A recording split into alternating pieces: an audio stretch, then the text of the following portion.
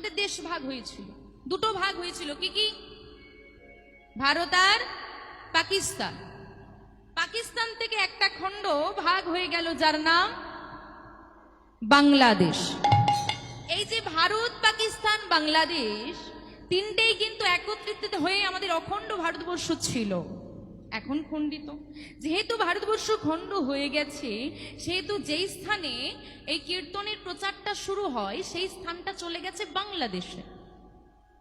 ওই বাংলাদেশের খেতড়ি নামক স্থানে নরোত্তম দাস ঠাকুর দোল পূর্ণিমা তিথিতে প্রথম প্রচার করেছিলেন কীর্তন। নিতাই গৌর হরি হরি হরি।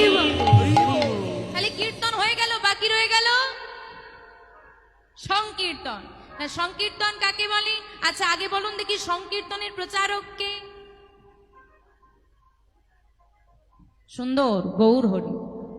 সংকীর্তনাইক পিতর, পিতর মানে পিতা, তাহলে সংকীর্তনের পিতাকে আমার গৌর হরি। তাহলে সংকীর্তনের প্রচারককে জেনে নিলাম, পিতাকে। এবার কাকে বলে জানতে হবে, কি তাই তো?